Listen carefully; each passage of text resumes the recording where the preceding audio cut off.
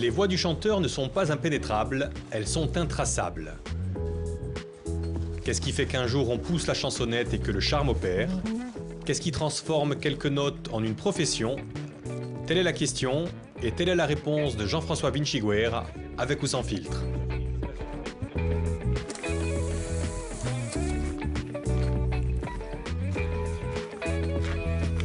Bienvenue dans votre vie, Jean-François Vinciguerra. Enfin, la vie avant votre vie même. Hein. On va parler de toutes ces photos. Enfin, vous allez m'en parler, venez. Ouais. On va aller par là. Oh là là. Et on va commencer avec l'origine. Approchez-vous un petit peu. Qui on a là? Alors ici, on a Paul François, mon arrière-grand-père. Il y a un air de famille d'ailleurs. Il y a un air de famille, ah, ouais, sans doute. Ouais. Qui est né donc à Isolaccio di Fiumorbo et qui était militaire de carrière. Alors je ne sais pour quelle raison, il s'est retrouvé avec ce bataillon en Lorraine, à Saint-Nicolas-de-Port. Et cette photo a été prise en Lorraine. Il ne va plus repartir de là, en fait, lui. Il ne va plus repartir de là. C'est surtout ça, hein. Il quitte la Corse et il reviendra plus en Corse. Il reste là. Il fait souche là-bas. Et il ne bouge plus. Il ne bouge plus. Ils ont 3 enfants. Qui sont là? 4, pardon. Eh oui. 4. 1, 2, 3, 4. 4. Alors, il y a Estelle, qui est la plus jeune, qui, malheureusement, elle est décédée à 25 ans de tuberculose. Ensuite, il y a Lucien, qui est en civil, qui est artiste peintre. Oui. Et puis, mon grand-père, Clément, qui est debout derrière Lucien et Estelle. Et puis, l'oncle Jean, qui est donc sur la droite. Voilà. Clément, il va faire la Première Guerre mondiale. Oui. Il y a la preuve d'ailleurs. Hein. On voit qu'il y avait quand même... Ils étaient forts en dessin dans la famille quand même. Hein. Oui. Alors ça c'est Verdun, ça. Ça, c'est quelque chose de vraiment d'extrêmement touchant. Et ça fait partie parfois des cadeaux de la vie, comme ça. Ça m'émeut. Parce que... Pardon. J'ai un carnet entier. Son journal de bord, donc, où chaque jour, il note aujourd'hui bombardement intensif, voilà, enfin vraiment dans le détail, il note tout ce qu'il vit dans les tranchées. Et puis il fait ses dessins, effectivement. Donc il avait toute cette bande, il s'était appelé les escogriffes de la 13e. C'est vraiment... Pourquoi ça vous émeut comme ça? Parce que d'abord, je trouve que c'est un témoignage historique extraordinaire. Et puis que c'est mon grand-père. Voilà. Et vous aviez un rapport particulier avec votre grand-père, parce qu'on va le voir là. Oui. Venez avec moi, justement. J'ai trouvé cette photo pour l'illustrer. C'est vous, petit, là, devant des plats. Alors, je l'ai trouvé que cette photo, parce qu'il y avait un rituel avec votre grand-père. Oui, tout à fait. C'était quoi? Alors, mon grand-père, donc Clément, le mercredi, m'emmenait faire la visite d'un musée et un bon restaurant. Voilà. En tête-à-tête, entre hommes. Incroyable, ça. Évidemment, le premier musée que nous avons visité, ce sont les Invalides et c'est le tombeau de l'empereur.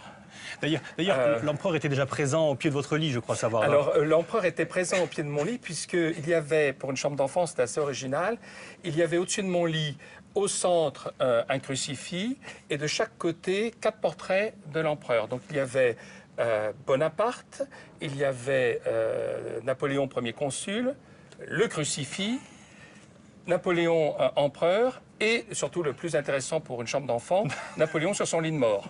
Voilà. Donc j'avais ça au-dessus de ma tête pendant des années. Voilà. Et donc évidemment mon grand-père, première visite, c'était au tombeau de l'empereur, aux Invalides. Le grand homme, bien sûr. Et puis effectivement, on avait une coupure à midi où on allait dans un grand restaurant. Parce qu'il faut aussi que tu apprennes le goût des bonnes choses, des belles choses, mais aussi des bonnes choses. Et il a fait souche, là. Et il a fait souche. Je crois qu'il a fait souche entre-temps, oui. On va aller sur la table d'à côté. Oui. Voilà. Le jeune homme qui est à côté, c'est mon papa. Oui. C'est mon papa, c'est ça. Avec ce visage angélique qui a l'air tout tranquille. Oui. Et c'est assez intéressant. D'ailleurs, de façon un peu triste, parce que la jeunesse de votre papa, c'est pas aussi idyllique que ça en a l'air. C'est pas aussi idyllique que ça en a l'air. C'est-à-dire que on est dans une famille bourgeoisie parisienne, où a priori tout devrait aller plutôt très bien, mais où l'enfant n'a pas réellement une place des plus importantes. Et dans cet appartement, place Saint-Sulpice, où mon grand-père avait quand même voiture avec chauffeur, etc., il n'y avait pas de chambre pour l'enfant.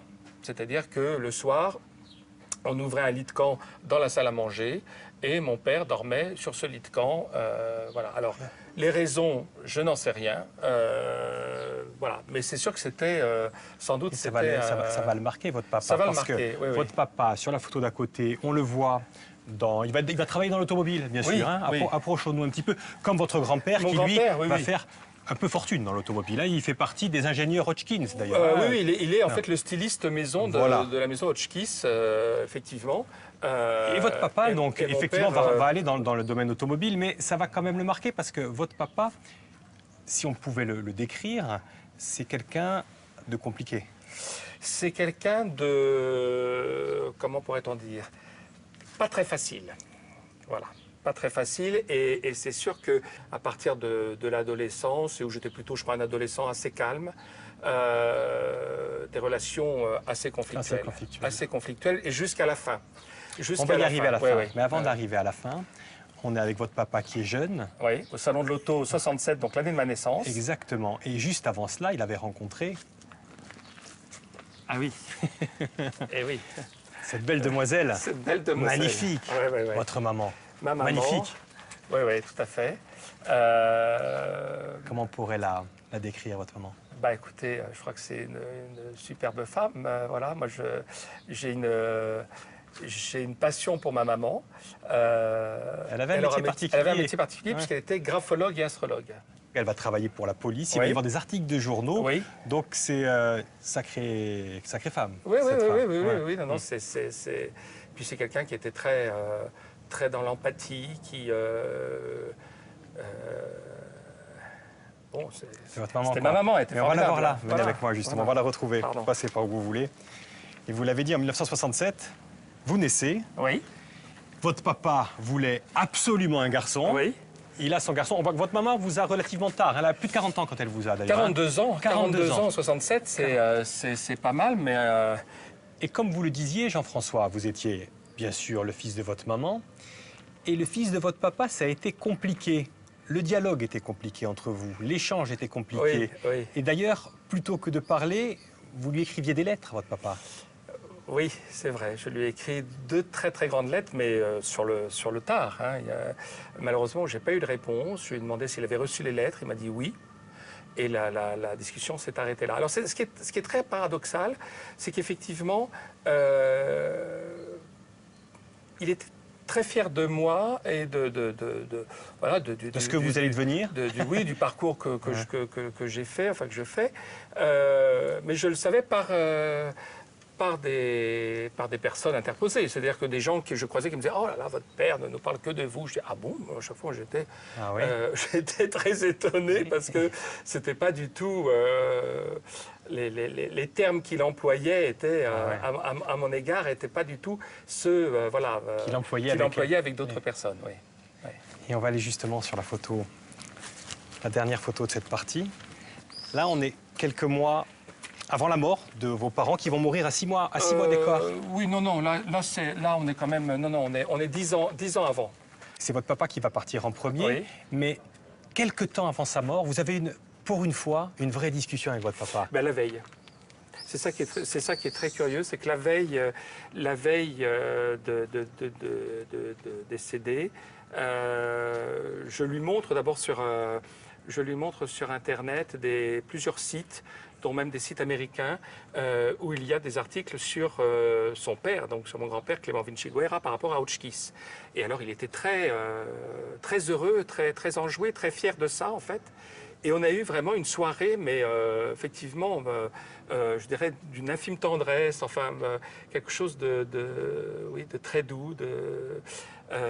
On a fait un très bon dîner, évidemment, hein, ça c'est toujours... Voilà. Et puis, il est rentré à Paris et Et, la nuit qui a suivi, il est mort dans son appartement, quoi. Enfin, voilà. Et donc, vous n'aurez jamais les réponses à ces fameuses jamais. lettres, à vos questions? Ça, jamais. Jamais. Jamais. Il faut vivre avec. Voilà. Et on va voir justement quelle vie vous allez avoir, et vous avez encore aujourd'hui, mais on ne va pas le voir là, on va le voir ailleurs. D'accord. D'accord? Allez, venez avec moi.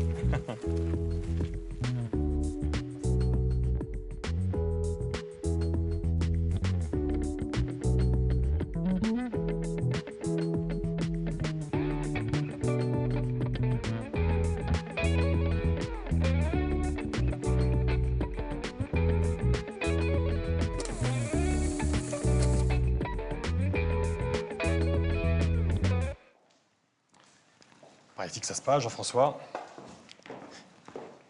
Prenez place. Merci. Avant de voir défiler des photos sur cet écran, on va regarder plutôt les deux photos qui sont derrière moi là. Oui. Parce que c'est intéressant, vous êtes avec votre sœur. Oui, Frédéric.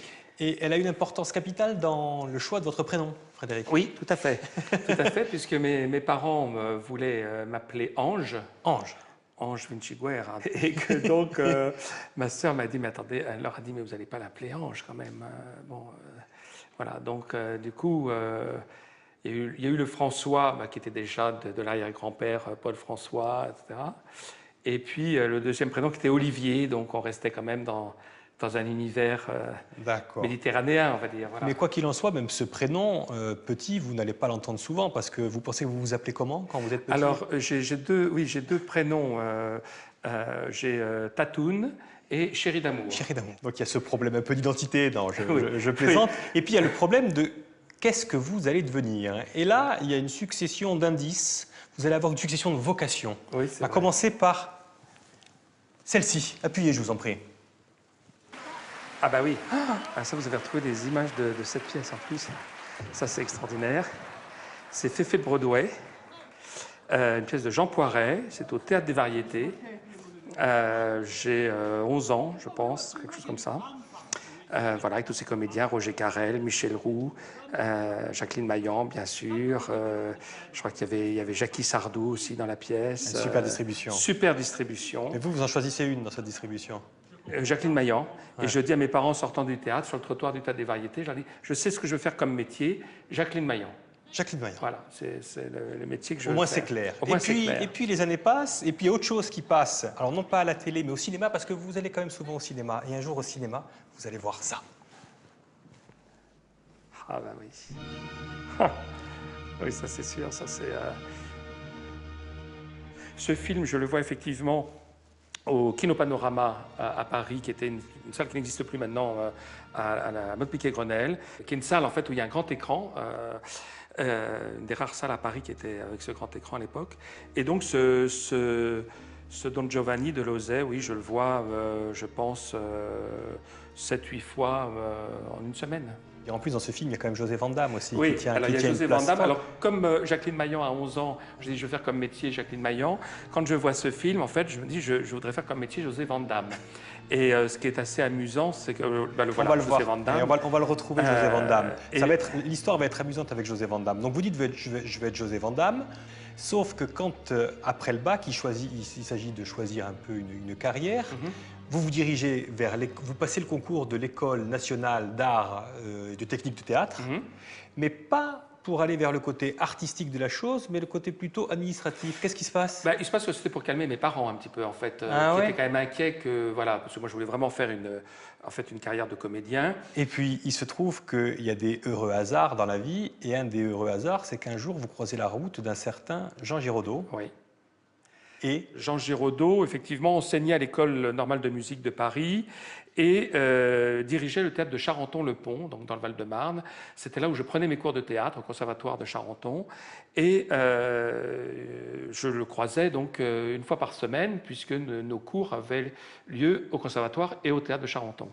Et puis un jour, il me dit « Ah, Jean-François, vous savez, les comédiens, regardez Bourvil, tout ça, ils ont fait de l'opérette, et vous devriez venir me voir à l'école normale pour travailler certains rôles de ce qu'on appelait de fantaisiste d'opérette, qui était souvent donc tenu par des comédiens. Hein. C'est quoi fantaisiste d'opérette? Fantaisiste d'opérette, c'est le personnage plutôt amusant de la pièce, et ça a toujours été, ça a été les Bourvil, les Maurice Baquet, même Gabin a débuté... fantaisiste. A débuté comme... Enfin, oui, comme... alors, je crois plutôt comme jeune premier en opérette, mais a commencé à Marseille dans l'opérette. D'accord. Fernandel aussi, qui en a fait. Donc effectivement, voilà, ça pourrait, il avait raison, ça pouvait vous servir. Ça pouvait fonctionner, ça pouvait fonctionner. Et donc, il me donne rendez-vous à l'école normale de musique. J'arrive salle Cortot. Il me demande de faire une vocalise. Je ne savais même pas ce que ça voulait dire. Donc, la pianiste me joue une vocalise au piano. Elle me dit faites comme moi, quoi, en gros. Et puis, donc, je commence à chanter, à faire les vocalises. Et là, Giraudot me dit mais vous chantez depuis combien de temps? Je dis mais moi, je n'ai jamais chanté de ma vie, à part sur le disque de Don Giovanni à la maison quand mes parents ne sont pas là et où je chante à tue-tête sur le disque. Jamais. Il me dit, mais écoutez, vous n'allez pas du tout faire une carrière de fantaisiste, vous ferez une carrière de chanteur d'opéra. Je dis, ah bon, au revoir docteur. Enfin voilà, j'avais l'impression d'être une analyse voilà, chez le médecin. Enfin bon, voilà. Et c'est comme ça que ça a démarré. Donc quand j'étais à la rue Blanche, enfin à l'ENSAT, dont vous parliez un instant, dès que je sortais de l'ENSAT, j'allais prendre mes cours avec Jean Giraudot à l'école normale de musique. Voilà. Et c'est comme ça que le virus du chant est arrivé en fait. Et le virus du chant, vous allez le poursuivre là aussi, j'imagine. Ah bah oui, puisque là, c'était carrément le Conservatoire de Paris, dont je garde de merveilleux souvenirs, et en particulier par mon professeur, Michel Roux, adorable, très drôle. Moi, il y avait des jours, je sortais de classe du conservatoire en ayant mal aux joues, tellement on avait ri tout l'après-midi. Mais c'est très intéressant parce qu'en très peu de temps, en fait, vous changez de disque dur. J'ai l'impression que vous étiez parti pour être comédien, hop, vous allez prendre des cours, ça marche, vous avez une belle voix, vous découvrez la puissance de votre voix, c'est incroyable. Vous ne doutiez pas? Non, pas du tout. Et une fois qu'on prend cette voix pour être chanteur d'opéra, il y a un passage obligé dans la vie, je l'ai appris en étudiant votre parcours, c'est celui-ci. Les concours. Oui, sauf que oui. Alors, les concours. Alors, vous êtes habitué à avoir des prix depuis tout petit. Ce sont les prix le prix du silence. Le prix à la maternelle, enfin au jardin d'enfants même. Hein. Exactement. Et puis effectivement, les concours de chant d'opéra, où dès le premier d'ailleurs, on touche un peu de doigt ce que c'est que la rivalité qu'il peut y avoir dans ces concours, parce que... Ah oui, alors ça c'était un autre concours, c'était au concours d'Alès, qui était mon tout premier concours, où effectivement, aussi un concurrent m'attendait derrière le pendrillon de scène, et on me dit, et je sors de scène, c'est la finale, je viens de chanter un extrait des Vêpres siciliennes de Verdi, et le gars me dit, quand j'entends une voix comme ça, j'ai envie de vomir. Voilà. Et puis arrivent les résultats. On commence par le plus petit prix, et puis on monte jusqu'au premier prix. Et à chaque fois, ce type se retournait dans la salle en me faisant ça a l'air de dire, tu n'as même pas le prix espoir, le prix ceci, le prix cela. Bon, voilà. Et puis ils annoncent premier prix à l'unanimité avec mon nom. Donc là, le gars, évidemment, s'enfonce dans le fauteuil. Je passe à côté de lui, puis je lui dis, vous voyez, de temps en temps, ça vaut le coup d'avoir envie de vomir, quand même. Bon, voilà. Et à ce concours Offenbach, c'est un peu pareil. C'est un peu pareil. J'ai droit à comme ça, des commentaires d'un gars aussi qui n'a pas passé le premier tour, bien évidemment. Alors que vous performez dès le début, justement. C'est ça, c'est qu'en peu de temps, vous vous révélez très fort. Et le principe de ces concours, c'est effectivement de se faire connaître pour être appelé après dans les grandes salles et parisiennes et de province pour chanter. Et il se trouve que peu de temps après quelques concours comme ceci, on vous appelle pour être le remplaçant de... Oui, alors pas tout à fait le remplaçant quand même, mais disons qu'effectivement, je me retrouve à l'Opéra Bastille pour être la doublure de José Van Damme pour les contes d'Hoffmann dans la mise en scène de Roman Polanski. Donc là, le rêve se concrétise. Ah ben là, le rêve se concrétise. Je veux être José Van Damme. Vous l'avez sous les yeux, José Van Damme. Alors quand je dis je veux être José Van Damme, c'est qu'évidemment, je n'avais absolument pas la prétention d'être José Van Damme. Mais quoi qu'il en soit, qu'est-ce que ça fait quand on découvre en chair et en os une de ses idoles de jeunesse? Ça n'a pas accroché, quoi. On va dire les choses comme ça. Voilà. Donc déception. Donc un peu déçu parce que bon, j'avais pas son poster au-dessus de mon lit puisque j'avais les portraits de l'empereur, mais j'aurais pu effectivement mettre un portrait de Van Damme dans ma chambre. je pense que je l'aurais décroché. Voilà, pour dire les choses Doublure de José Van Damme. aimablement. C'est votre première demi-expérience, Oui. mais suite à ça, vous vous retrouvez là. Sur cette scène, voilà, de l'Opéra Bastille, voilà, aux côtés d'un de nos grands barytons français, Philippe Dumigny, puis de Colette Allotte-Lugas, qui faisait le rôle de Siebel. C'est votre première scène, ça? C'est ma première scène. Vous avez quel âge? Moi, je sais pas, j'ai 22, 23 ans, quelque chose comme ça, je pense, oui. 23, Qu'est-ce que 23 ans. Opéra Bastille? Effectivement, vous avez un tout petit rôle, mais je pense que c'est quelque chose quand même, non? Ah, c'est quelque chose. Quand le rideau se levait et que je voyais cette grande salle face à moi, j'étais dans mes petits souliers. J'étais dans mes petits souliers et je profitais d'ailleurs du rideau en train de se lever pour me répéter les premiers mots que je chantais. Parce que je me disais, ça y est, je vais avoir un trou de mémoire, enfin le trac, quoi. Il y avait vos parents dans la salle? Et il y avait mes parents à la première dans la salle, oui, oui, oui. Donc c'était en novembre 92, 1900 hein, quand même. Hein, oui. Voilà, qui était dans la salle, évidemment très, très fier. Mais vous l'avez peut-être pas su à l'époque. Si, Ah, là quand pour le même. coup, là je l'ai su. Là je l'ai su à l'époque, si, là c'était une des rares fois où... Donc 1992, c'est parti pour vous. Voilà. Et on va voir la suite, non pas dans cette pièce-là, Oui, mais dans le jardin, là, juste au-dessus. très bien. Ok, allez, venez avec moi.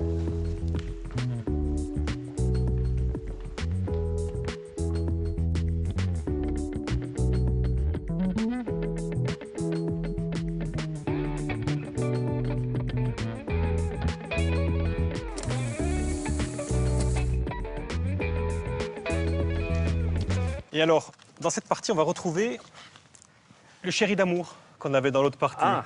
C'est-à-dire que dès qu'il a quelque chose, il veut quelque chose d'autre. Vous avez effectivement la possibilité de chanter dans les opéras, mais vous, 2 ans après, en 1994, on vous retrouve Ah oui, oui. Là. Oui, oui, tout à fait. Alors là, c'est au Théâtre de la Potinière à Paris, où j'ai créé un spectacle qui s'intitule Cherche piano AQEUX, pour jouer la truite de Schubert, qui est en fait une petite annonce de l'os à moelle de Pierre Dac. Et là, c'est lors de l'enregistrement pour la télévision, pour France 3, pour l'émission d'Alain Duhaut, Musique et compagnie. Et on est donc, j'ai à mes côtés Jean-Marc Bouget, qui est le pianiste avec qui j'ai créé le spectacle.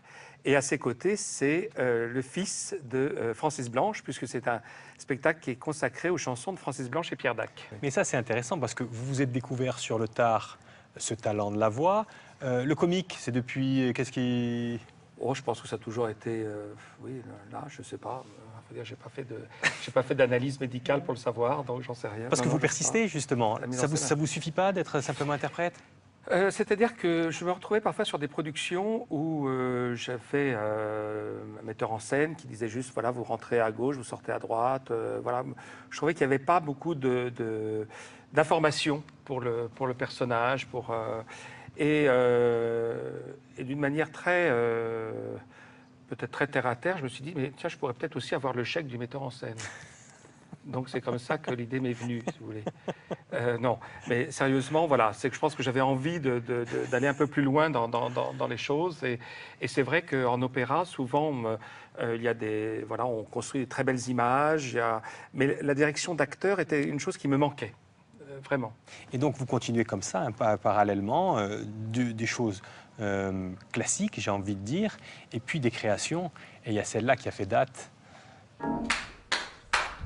Souvent lorsque ça va mal, quand je n'ai pas le moral, quand je sens mes nerfs qui craquent, ou lorsque je suis patraque, pour me mettre dans le bain, je connais un bon moyen. Dans un verre d'eau sucrée, je prends pour me remonter du trisilicate anhydrique de magnésium, du quadrisulfoglycolate de potassium, du glycopatone monoammoniacal, du glycolidrate mélinicophysidal, de l'orthodoxybenzénotocopherol, du désoxypropanédiol, mais en ampoule, hein. De l'aminophénylsulfone phacophétamide, de l'hexachlorocycloxylisculoside, de l'acétalamine isopropylambiturite, de l'étabasylaminique glycosorique, de l'acétylaméniphénylarcinazole, du désoxypropanédiol en capsule. Génial, génial. Oui, ça, le texte c'est- génial, oui, oui, bah, l'interprétation. C'est Jean-Yann, voilà, c'est un spectacle. On n'arrête pas la connerie. On n'arrête pas la On connerie n'arrête qu'on pas a la joué au connerie. Théâtre Montparnasse avec mon grand ami Éric Logérias. Et on a joué pendant 3 mois et demi. Ça a été 3 mois et demi vraiment de bonheur. Alors c'est assez curieux parce qu'il faut vous dire que juste avant, je chantais dans Rigoletto de Verdi, une production de l'Opéra de Monte-Carlo, mise en scène par Jean-Louis Grinda.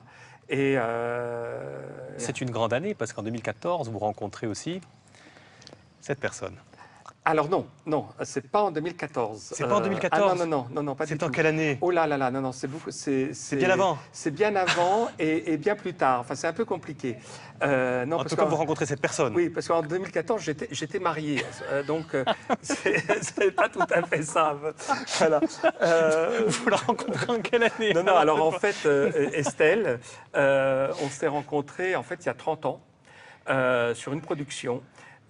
Au festival d'opérette d'Aix-les-Bains. Ah, il a fallu 30 ans après. Sauf que on n'a pas osé se le dire ni l'un ni l'autre. Voilà. D'accord. Donc 30 ans sont passés. Et vous vous êtes retrouvés. Et là, c'est au Brésil, il n'y a pas très longtemps, puisque nous faisions une croisière dont j'avais la direction artistique, une croisière au Brésil consacrée au tango et où Estelle dansait. Voilà. Mais parce qu'avec Estelle, vous ne faites pas que des croisières, bien sûr. Non. Vous faites aussi, vous êtes à la tête d'une compagnie, la compagnie Licor. Oui, tout à fait. Et avec cette compagnie, vous faites vous faites beaucoup de spectacles. Et notamment, vous avez été appelé dans un endroit un petit peu insolite. Vous étiez appelé à Budapest il y a peu de temps. À Budapest, on était il y a très peu de temps. Et on va voir ce que ça a donné à la fin. À la fin, ça a donné ça.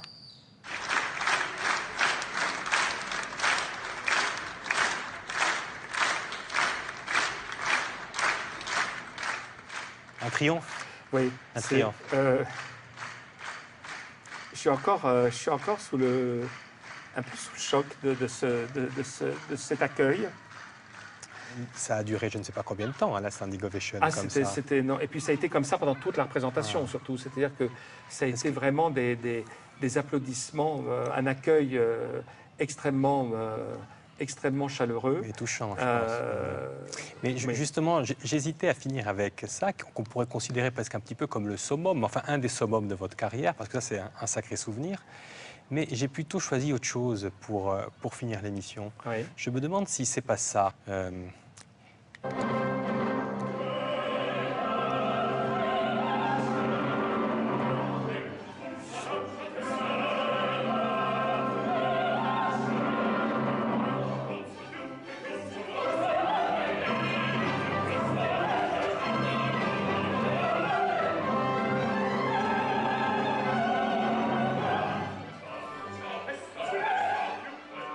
Mais effectivement, vous, l'enfant qui regardiez Lausay, vous êtes à la place de Lausay, là. Oui, mais d'ailleurs, il y a un clin d'œil à Lausay, évidemment, c'est ce masque blanc qu'on appelle la Baota à Venise, qui est le masque typique de Venise. On a vu le plan tout à l'heure, effectivement. Et effectivement, dans le film de Lausay, Don Giovanni a ce masque qui est à la fois très inquiétant, qui est un masque... vous savez, dans le carnaval de Venise, qui est un masque asexué, en fait. Oui, complètement. Où ça peut être un homme ou une femme qui est derrière. Oui, c'était évidemment le clin d'œil mais au film. Oui. Qu'est-ce qu'il dit le petit enfant quand il voit ça, quand il voit que lui, à son tour, il a le droit de mettre en scène Don Giovanni, qu'il y a du monde qui paye pour venir le voir, qui le félicite? Le petit enfant, il est très ému.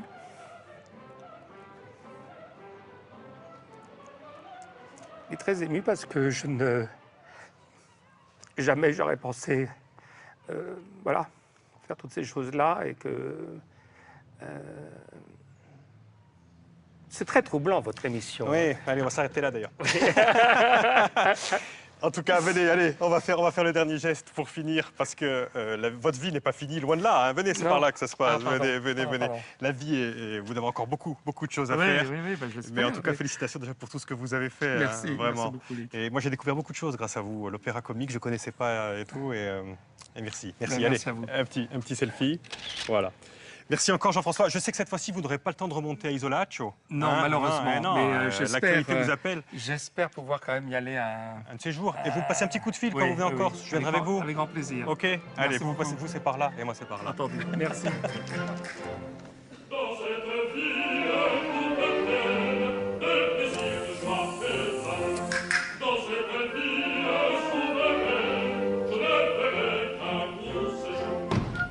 J'y resterai 3 mois peut-être, en 3 mois c'est bien.